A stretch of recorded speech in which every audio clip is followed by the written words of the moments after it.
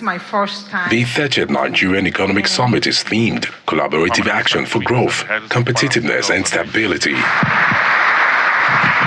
The summit brings together key stakeholders to discuss and proffer solutions to Nigeria's economic challenges. Among those in attendance is Vice President Kashim Shettima, members of the Federal Executive Council, captains of industry, as well as development partners. The summit, which is jointly organized by the Nigerian Economic Summit Group, NESG, and the Federal Ministry of Budget and Economic Planning, is considered a reflection of the need for partnership to address the nation's economic challenges. Today's challenges demand a new approach centered on collaboration to promote growth, competitiveness, and stability. Before we seek cooperation and understanding of the broad spectrum of the citizenry, as there is indeed light at the end of the tunnel. The economy is facing the right direction and the decline has been arrested. What has been achieved is a result of boldness, resilience, and collaboration. And thus, we need more to compensate for the decades of underinvestment and to ensure that we deliver a collaborative, competitive, and stable environment. The Vice President of the World Bank, Mr. Ndemit Gill, who is also the Chief Economist of the International Financial Institution, has some concerns about Nigeria's economy. Without solid progress in Nigeria, the Sustainable Development Goals that we all talk about will remain out of reach. Nigeria, after all, is now the country with the largest number of people living in extreme poverty, not just in Africa, but across the world. But Nigeria's reforms from 2003 to 2007 were exactly what was needed, but they were not sustained. Today's fiscal, monetary, and exchange rate reforms are hurting everyone, especially ordinary Nigerians who are struggling with the high prices of food and transport. The government must do everything in its power to protect the most vulnerable citizens against hardships because their lives and the lives of Nigeria's 110 million children depend on it. Vice President Kashim Shettima represented President Bola Tinubu at the summit, and he explains how the administration's reforms will ensure long-term stability. The present administration, through the Renewed Hope agenda, has embarked on bold and courageous reforms designed to create an environment that fosters sustainable economic growth and shared prosperity. Our focus is on sectors that can offer inclusive and sustainable growth, such as agriculture, manufacturing, and the digital economy. We have initiated various programs such as the MSME hubs and single-digit loans for manufacturers designed to provide entrepreneurs with the support they need to succeed. We have also introduced the credit cooperation to offer our workers consumer loans with single-digit interest. These initiatives collectively will boost the economy and ensure it remains competitive in Africa and globally. The Nigerian Economic Summit 30th anniversary provides a platform for policymakers, business leaders, and stakeholders to discuss and proffer solutions to Nigeria's economic challenges. So some of those issues are part of what we're going to be talking about this morning. We've got Mr. Ogenekaro Jockey here with us. He is the chairman, CEO of Okama Infinity Nigeria Limited. It's oil and gas policy professional. It's been there for about 22 years, industry knowledge. Good morning. Thank you for coming on today. Good morning. So listening to all of those who spoke there, it hits different people differently. For instance, the World Bank stats there quite alarming, and it also indicates this orange indication here, so showing that yes, poverty rising on the world poverty clock, over 17 million, they say from here, with this figure. But the Minister of Budget and Planning saying they've arrested the decline. The Vice President saying, listen, some of those policies, how they intend to come up with single digits, and then all of those policies of theirs, they are confident that it's achieving the aim. So from your perspective, someone who's out there, some of the policies has also impacted your company, your industry, could you tell us, what is your impression of some of these policies so far? I would say we are really in a trying time right now in Nigeria. And some of these policies, you might not really see the effect right away. It takes time. And these people, the government of today, just came in, they're barely going to 2 years now. And I think we are coming from a very long way where we to get to this point where we are now. So we need to still give them a little time and to see how some of all these things we play out. It will not work overnight. Yes, it's biting at this particular time. It's affecting me, it's affecting you. But I think we still should be a little bit patient to see how things will turn out to be. All right, yeah, we hear you. But listening to what they've said, for instance, I mean, when the Minister for Budget and Planning says the decline has been arrested, I'm sure that will be lost on many people. They'd like to understand, what does that actually mean? Because if you look at the price of petrol, I don't think that's what they mean by that. If you look at the cost of gas, I don't think that they also mean that, because that's equally gone up.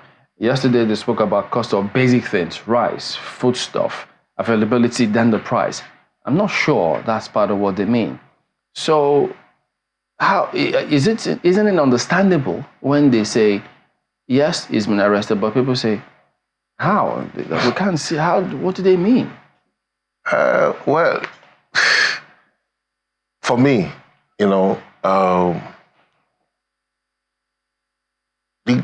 we can look at it in a different scenario when it comes to how I'm seeing things right now. We're fine. Price of petrol must have gone up. Price of foodstuff must have gone up. But there are planting season which the government is doing a lot in agriculture to see that, okay, they are giving the farmers feed so that they can plant. And two, they are still tackling the insecurity where the farmers can still go up. Those things will still bring us back to where we are going to find ourselves. There's a light at the end of the tunnel, but we just need to be patient. If we say, okay, it's not going to happen overnight, really. There's no way, there's no magic that we say, okay, things will just go from just normal. We've been living like a pampered child, to say, okay, we have, everything is going on fine. But now we need to fix the reality. The subsidy is gone, and now we need to pay for the value, the actual value of the product, which we depend on. Really, the government cannot really do without not putting these policies in place for them to really get what they want, to put things in the right direction. Much as people will say, yes, give them time, and people will always, expect that to happen. But realistically now, when you say paying the right value, if I could just cross over to your industry, there are many questions about all of that. Yeah. For instance, in terms of, first of all, they ask, what is the actual value? Because the president came in and said subsidy was gone. Only recently, we're now told subsidy is fully gone. Yes. And then it means there's a disconnect right there. Mm-hmm. And then the funds that were supposed to have saved from subsidy, big question mark on that one. So where has it gone? What has it impacted? What has it been done? What have they done with that kind of money? What is the actual price of petrol, for instance? The subsidy is gone. The governors, the states, they are earning more money. We should not be asking only the president to say, okay, what is he doing with the money? The money is there. They're giving the state governors, the 3 local governments, and right now, even the local government, they're getting more revenue. We should be asking our local government, our governors, what they are doing with the money which the government is giving to them. For the petrol, which the subsidy is gone now, and we say we are paying the actual price of the petrol. Now, they say they will be consuming whatever they are claiming, NNPC claim that will be consuming. Now we have Dangote, which is on stream now, selling petrol directly to the marketers, Any impact? on the price? They just started. I think that could have just started about 2 days ago. This week. Yeah, this week. So let's wait and see what actually we are going to consume from their datas. I mean, in terms of the value, the price of the product. Yes. It's your industry, so you should have done your projections. What should we expect? Because people thought with all of that coming on stream, with us cutting cost of exporting crude, refining and bringing it back, with all the byproducts coming in here, with all the types of blends of petrol that we should have here, it should actually reduce in terms of the costing. But that's not what we're getting. And that's why we're saying that we need to face the reality of the actual cost of petrol. Nobody will give you free petrol. No, we're not asking for free petrol. We're not asking for free petrol. What is the actual cost? The actual cost, that is where we're saying that with what they have done now, let's see what's the actual cost. Like for Dangote, for instance, now is buying the crude, is going to refine the crude in country.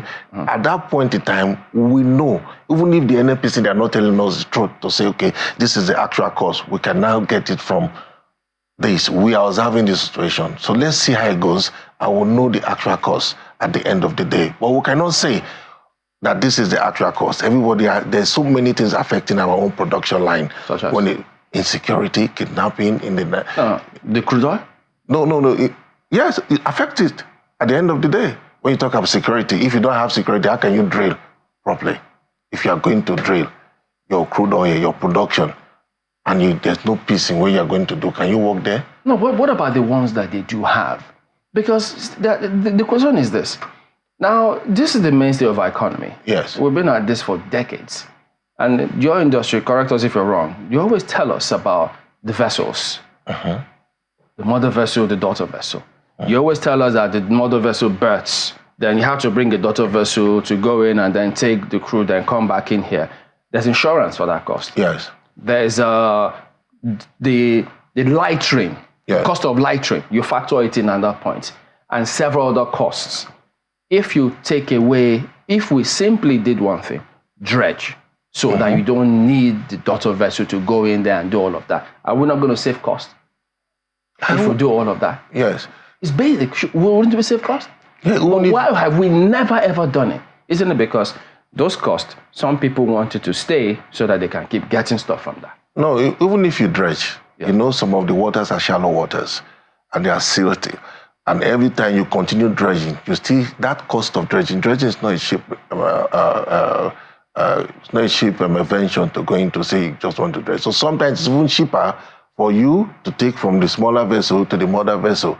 Let the mother vessel be out and the little vessel, the small vessel will come in and get it. But for you to say you want to be dredging, it might be cost. In the oil and gas industry, it's not that easy the way we think to say, oh, everything is just going to go smoothly, like plug and play something you're doing. No, it's not that easy. That's why we say we really need to give the government time to really see how it's going to go. It's not going to be easy, but I think we'll get it right. I'm a little curious. You have said that we should give government time. You've reiterated it over and over again, which is quite interesting coming from a business person. Yeah. Some people have said, look, if you talk to a business person, what they're asking for is for interest rates to come down because according to them, they can't get loans. It's impossible for them to pay back interest at the current rate which the CBN has set interest rates, without banks even adding their own. So which one of the policies of government are you really optimistic about as a business person, which you think if we give it time, we should be able to see some rewards from that? Okay. Like let me say in the oil, like over in the banking industry, that we're saying that the interest rates are high, but when there's production, in the oil, where if there's a lot of activities, and I think the production, that's what's giving our main revenue to our country, and there's production, we should boost up the production, and at the end of the day, you find out that there will be activities. For the past, for the past 4, 5, 7 years, there's no new project in the oil and gas industry that we can say, oh, this is a major project that people can go and get. So most of that, what they are doing is the existing projects which they have, they're trying to complete some and stuff.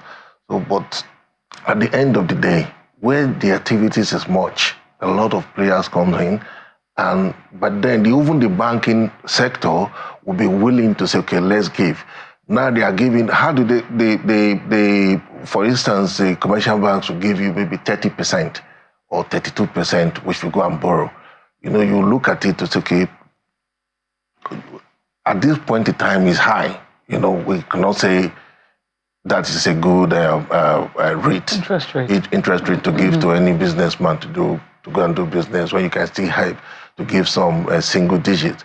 But I can tell you the Exim Bank, the Afro Exim Bank, which we still link on to, with like the Bank of Industry, those ones, they still give single digits to see that they can cushion those industries. Oh, so they give your industry to some loans, yeah, Afro Exim and BOI? Yeah, they do. They do single digits. If you, even with the Nigeria local content, you know, they have some money which they push into the BOI, and you can still access those funds. So a lot of people don't even have those awareness, you know, and you still run to the commercial bank. But if you still go through the right way, you can still get some funds. It's interesting. So you are looking at it from the perspective of somebody in the oil and gas business, who knows that there's been no new investment, and you know that, okay, if we're able to keep this, perhaps new investments might be able to come into the sector. But oil and gas, much as yes, it's a major revenue earner for us, it's not a major GDP contributor. So you still have other major sectors such as agriculture, entertainment, where people are employed. People get their monies on the daily. Not a lot of people can be employed in the oil and gas sector, lucrative as it is, and I don't want to say oiliest, but lucrative as it is, it can only employ so many people. Yeah. Now, we're looking at a place where, because we also have a high unemployment rate, and a lot of people are looking for jobs. A lot of people are not earning, something that can actually take them home. Yeah. So from that perspective, looking at the greatest good for the greatest number, what will you be telling those people now who are already complaining, who can barely afford, but even the people who have jobs, who can barely afford transport fares, for whom the cost of food is too high? What should be happening to those people right now? You see, government cannot really employ all of us, everybody. Some people should know how to go into industrialization, farming, agriculture, and learn skills which can create jobs for you, like for the entertainment industry. A lot is going on there. We are getting revenue from there. And you'll be shocked. I'm amazed to see how many people, indirect and direct jobs that you get in the entertainment industry. Then when it comes to other areas like farming, you can still do it. But nobody, if you see presently now, I think if you ask a young graduate today to go and get an agri loan and do farming and stuff, some of them will tell you no, they don't want to do. They are ashamed to say they are farmers, but those are the things that can really buffer the economy. Yeah, but isn't that how we've also, put farming? These things don't happen overnight. Somebody was, making it, someone was saying the other day, I think it was a young person who was saying that we need to make farming attractive. Yeah. Usually when you see a farmer, they're usually people who are poor. And you cannot tell a young graduate to come out of school and then you show a poor farmer and say that's the model that the person should aspire to. No. That is the mentality of our own Nigerian people. Say farmers are poor. Whose fault is it? No, no. That's why I'm saying that they've gone to school.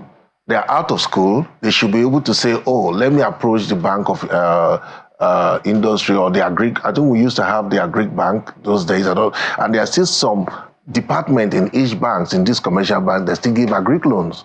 I can tell you today, if you go around, most of these farms you are seeing around are owned by foreigners that came. We are running away.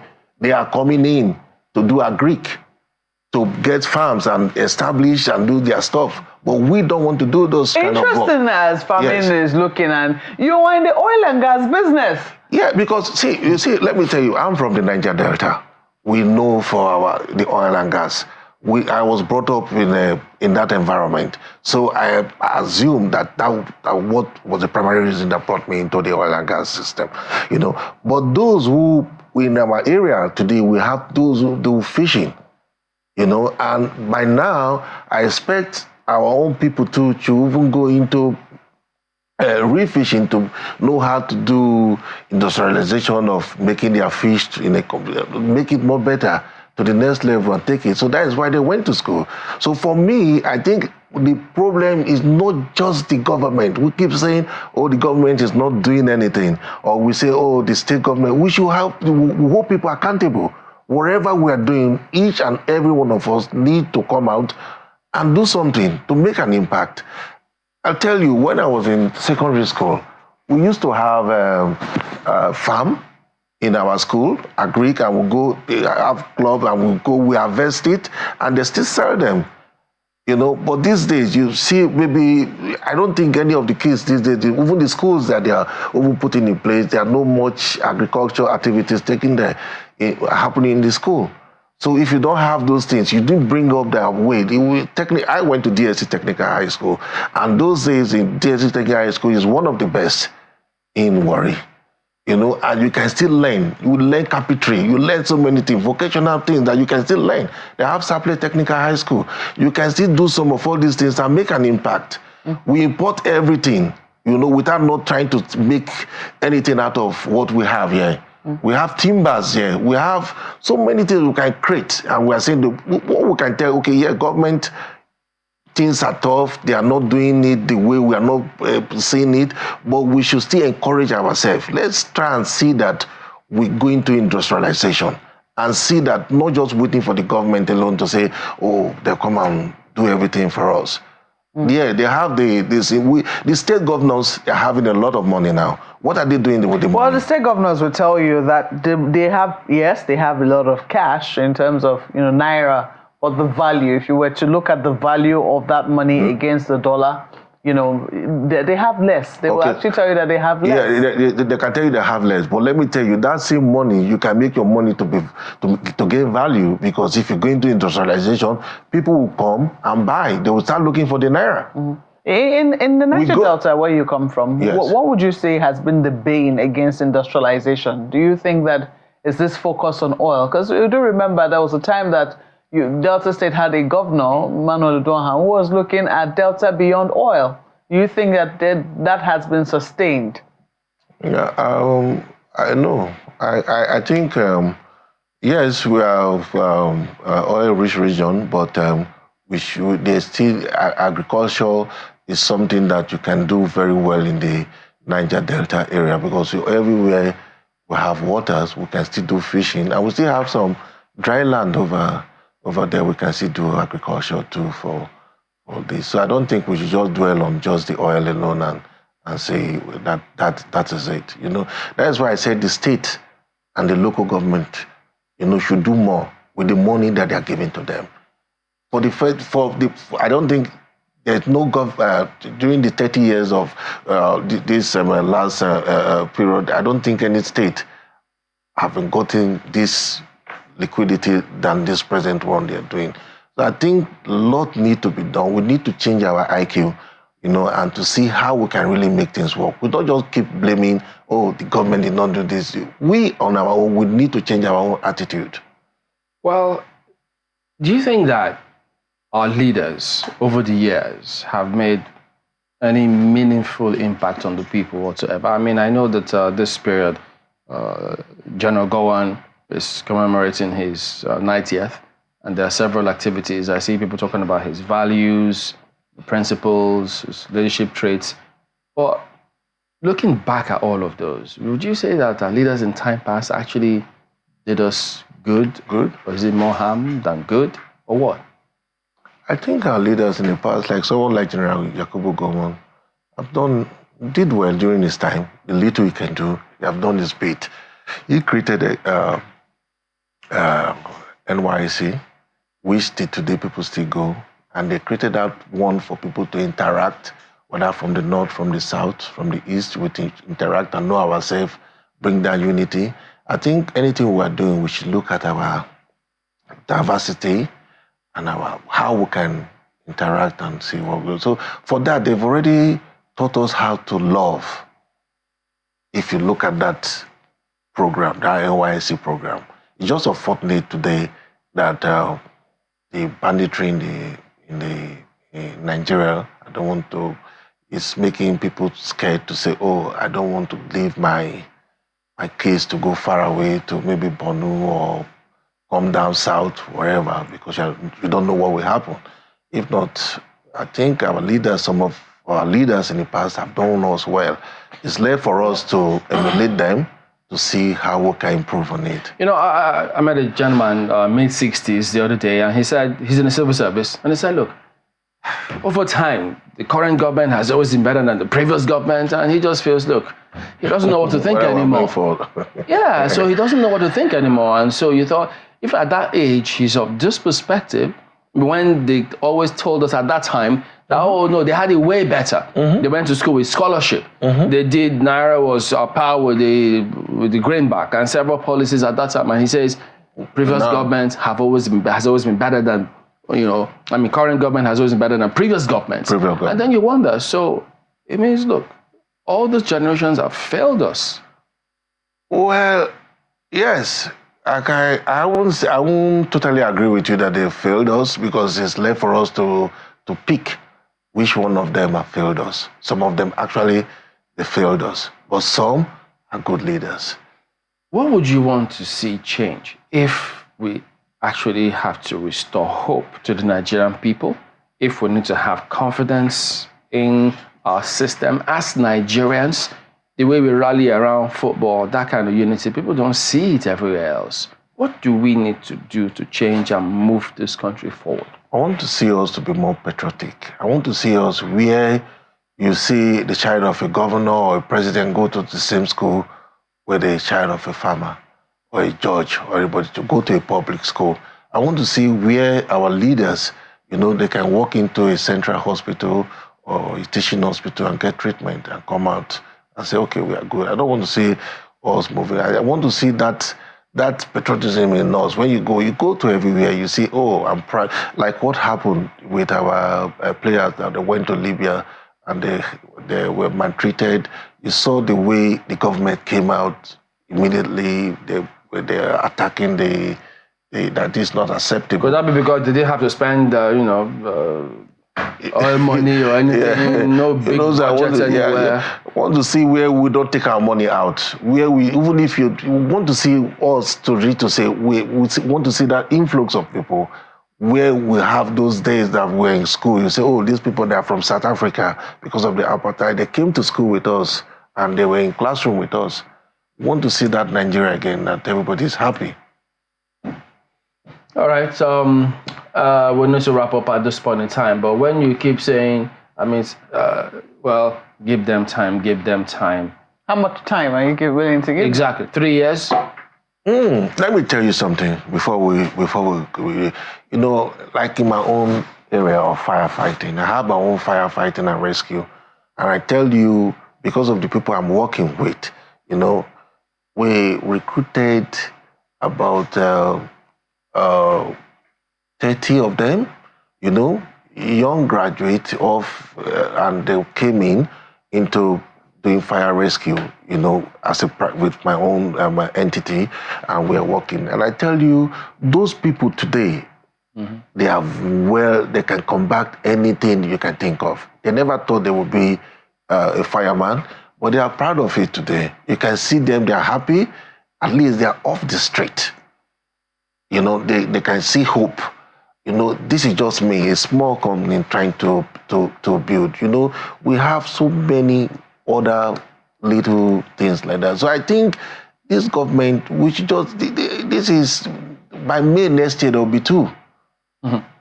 Before there'll be 4. No, I'm saying. Time. Yeah, for me, I don't want to say this is much time, but I know they are not sleeping. No, but we need to ask so that people can understand. So we also know that they understand what the problem is. For instance, if you talk about the transportation sector, yes, and then they tell us that they are bringing in policies, People then look at the cost of transportation. It's going up. It's not coming down. How do we know they understand it? Because the policies you're bringing in place is not affecting the common direct man. cost. Yeah. So, okay, let me tell you something. We have waterways. The government, they are trying to do their best to put security in place. The roads were all bad before now, but the government is still trying to do as much as they can do. The state government too should still try and do as much as they can do. The local government too should still try to do as much as they can do. So that money they are giving to state and to the local government, everybody should manage whatever they're giving to them and see how it can affect the common man. I think this is one of the best policies they said, autonomy for the local government, and let's see how it goes. We should pray that the governors don't look at the local government level to go and get their funds. All right. Yeah. So the question is, the elite, are they managing as they expect the people to manage? So you can answer that. I want to thank you for coming on this morning, Sir Ogunekaro Jockey. He's the chairman and CEO of Okama Infinity Nigeria Limited. He's been in the oil and gas industry for 22 years. Our business morning comes up now.